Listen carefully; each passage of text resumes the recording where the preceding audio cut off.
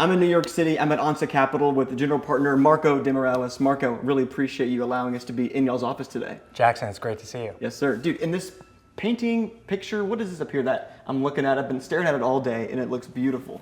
Thank you. That is a copper lithograph from Edward Curtis, who's a famous photographer from the 1800s that studied and took pictures of Americans settling the West. Yeah. And it's a little bit of our spirit and ethos that we hope is reflected in that. What's y'all's spirit or ethos as you're taking on New York City? Yeah, well, so I was born in New York, actually, Oh, and, no way. and so I was born in Queens, grew up outside the city, Big and Mets I'm fan? building my, for better or worse, but a lacrosse player at heart, and so Oh, wow. same season, and I chose the stick over the ball. Got it.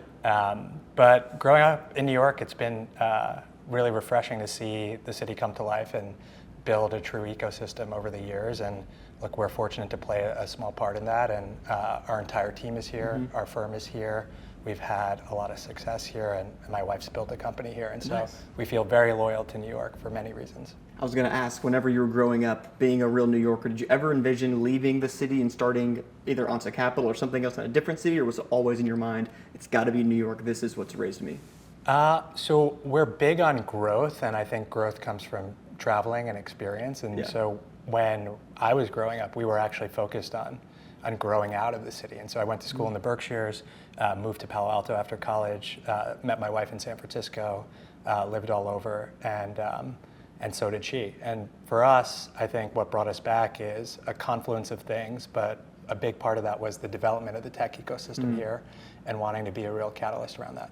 Yeah, speaking of the tech ecosystem in New York, do you think there's ever going to be a time in the world where New York surpasses San Francisco of being the tech and startup capital of the world, overtaking Silicon Valley? You know, I think it depends on what do you mean by surpass and how do you measure that? Is it on number of jobs created in a specific vertical of tech, whether that's, say, financial services or healthcare IT with exits like Flatiron Health and now much bigger businesses in that space, largely being built here in New York Yeah. as opposed to the Bay. And so depending on how you cut the question and cut the data, I think you can end up with different results, but we don't think of life as that mutually exclusive. A lot of our companies and frankly past successes have built their business in the Bay Area, and Yeah. If they haven't, they've also had critical talent and infrastructure there. I think I'd kind of phrase it as maybe deal count, the amount of, deals getting done, and just a general, like, in your mind of like, oh, if you got to go build somewhere, you got to go build in New York versus the Bay Area. If you want to raise venture capital, you go to New York, you don't go to the Bay Area. And I'm not sure that's ever going to happen, but maybe there is, and I'm wondering if you think so, or if it's always going to be, 1 and 2, New York, Bay Area.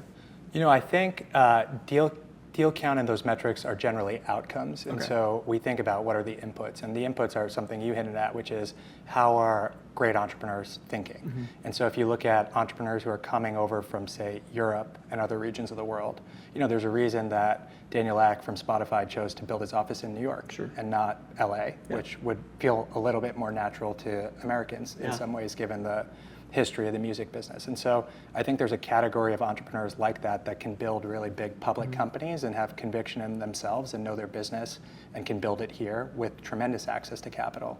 And that company in particular raised money from both East Coast and West Coast firms, and I think that'll be a continued trend. You have the pleasure of meeting a lot of different founders. I would imagine you take a lot of meetings on Zoom, meeting new founders every single day. What's a cliche you hear from founders pitching to you that kind of makes you cringe? I think when founders don't know their numbers, I think they can be wedded to the storytelling of a blog post that maybe has skewed them the wrong way. And so often, to build a business, it of course starts with a product that can serve a customer, but that delivers value over time, and you capture back that value and you reinvest it in that company. And often I find with early stage entrepreneurs, that last part of how do you really reinvest in your business? What are the unit economics over time? Is a harder question for them to be comfortable with. I feel like right now a big conversation in the VC world is defense tech, and I know that y'all are really focused on the future of what that might look like here in the United States, and as our country starts to develop better technology to protect our soldiers, to protect our country. What's y'all's philosophy when it comes to investing in defense tech, and where do you think that technology will go, say in the next 5 years or so? It's hard to predict the future, but Yeah. you could, in the next 5 years, outlook and see what that might look like.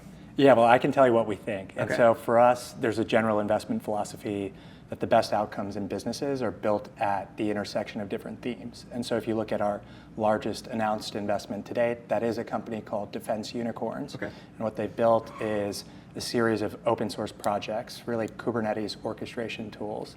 And in some ways, that's a developer tools business, right? They just happen to have massive use cases for the DoD. Got it. And one of the things that we found is a big challenge for defense organizations is how do you run cloud software on really legacy infrastructure assets? So if you're a submarine and you want to run MongoDB and access a database, you don't pull into a port and connect to Wi-Fi or public infrastructure, but you really want to run the latest cloud software. Through tools that Defense Unicorns has built and productized, you're enabled to run cloud software, which I think is a really important thing for not just the military, but broader air gap systems, including within the Defense Department. I want to read a quote from a blog post that you and some other people at the company wrote, and I'm curious. No, it's a good one. It's really interesting. I liked reading it a ton, and so I think it's the company's philosophy. It says, we look for companies that have developed solutions to increasingly important, massive, and deeply challenging problems. What do you think are some of the most deep, challenging problems for startup founders in 2024? Yeah, and so there's a couple areas here. We've been spending a lot of time in climate, and we think a lot of the first generation of ideas within specific use cases like flood have been pretty consensus and well understood. So often it's, hey, let's build a new model for insurance to protect families in these communities, or hey, let's build flood mapping software. But as an example, there are now tools that can help, software tools that can help lower the cost of coverage that are sold into local government. And so in that case, we are actually looking for vertical software businesses that enable the government to better protect its constituents. And so that's with respect to flood. I think within the defense ecosystem, we're looking at a lot of edge compute devices and acceleration devices that can take products that were built in coding languages like MATLAB and convert that code very efficiently without humans or additional humans into languages that can help them run and build new products. Okay. And so those would be two that are important to us that we're focused on. Climate and defense, they have a lot of overlap with government and with politics. Do you have a sense of, as we near the November election, who venture capitalists are voting for in the election, in the sense of this is good for my portfolio or this is good for the investments I already have currently? Yeah. We don't spend a lot of time thinking about venture capitalists. We think about the populations these communities serve, the problems that they're dealing with, and frankly, how we can help them bridge the gap in getting effective solutions. I think something that is unique about my co-founder and I is we've worked in heavily regulated industries for a long time. When we were started, we were like you, quite young, in that we wanted to find pockets of value that were undercovered and real opportunities. And for us, that started in markets like where Coinbase was operating, which is highly regulated, and you're dealing with the Department of Financial Services. My co-founder worked closely with FanDuel, which obviously had to repeal state-by-state legislation through PAPSA. 100%.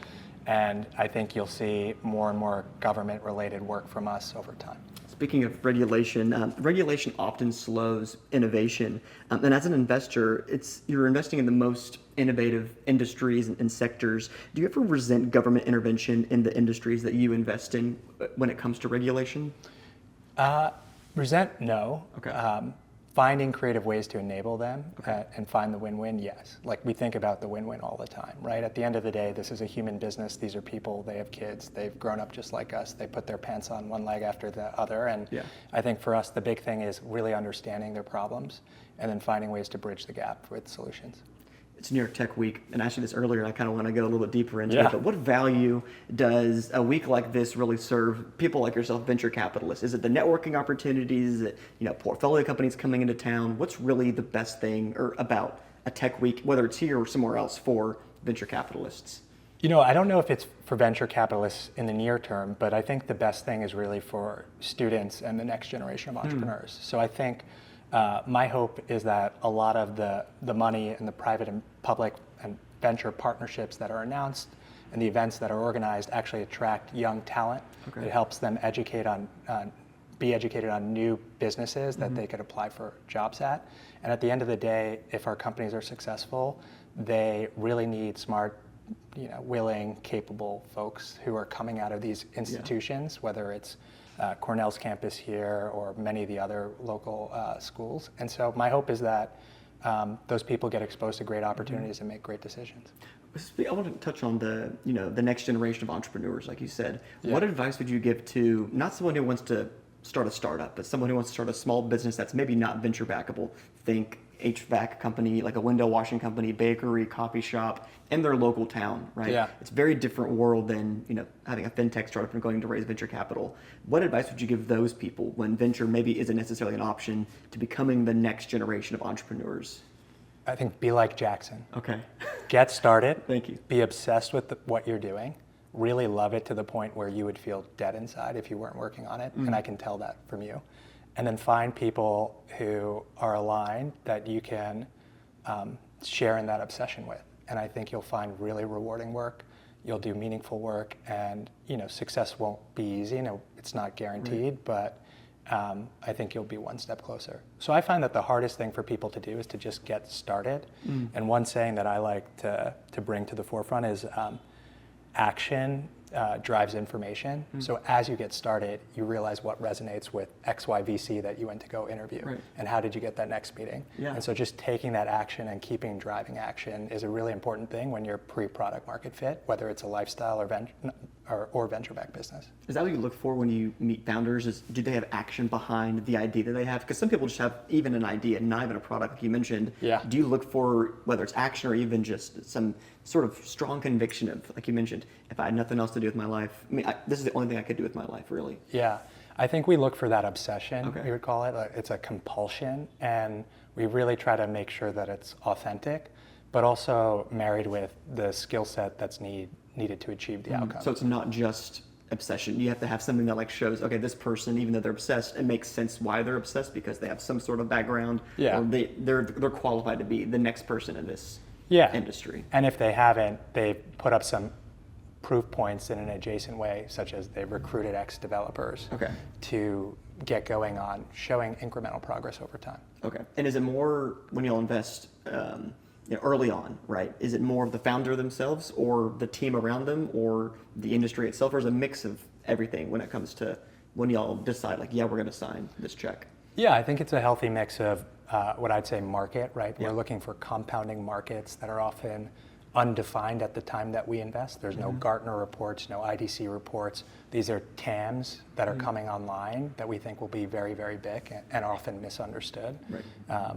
And I'd say the second is around momentum. We look for people who have taken action to generate information and driven some momentum in whether that's their business, their team building, or otherwise.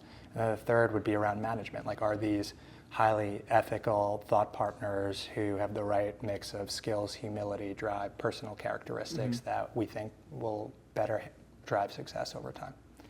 Marco, last question. In 2030, just think 5-6 years into the future from now, when you're speaking to your future self. Yeah. Where do you want Marco to be? Where do you want Ansa to be? What is the goal and vision that you want to accomplish in the next 5 or 6 years? So you can look back at this footage and be like, either I did it or we felt we came up short. What's something that you want to accomplish for yourself and for the firm? Yeah, one of the big goals for us over time is to really scale our partnership. I think what's unique is we can afford to take the longest term view in the room, right? We like to say we're not aging out, we're aging in. Yeah. And so today we're about a team of 8 or 9. It's myself and my co-founder as 2 managing partners. We hope to grow our equal partnership to be 4 or 5 GPs over the course of the next decade. And I'd love to see that start developing early in the life cycle of our business as our team continues to outperform. Marco, really appreciate it, sir. You can look into that camera, say where people can find you on social media, what ANSA's up to this year, and where they can find ANSA more information about ANSA. You can find more about ANSA on our website, ansa.co, and myself, Marco Demorelis, on Twitter and all socials. Let's go. That was perfect, dude. Awesome. Thanks, man. Good meeting you guys. That was awesome. Yeah.